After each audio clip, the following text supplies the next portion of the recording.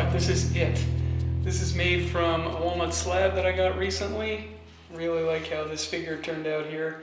I finished it with some oil-based white bond varnish. I filled this hole here with epoxy. So this is going up on my Etsy store if it's not up already, so check it out if you're interested. If you made it this far, thanks a lot for watching. We'll see you next time in Kami's Garage.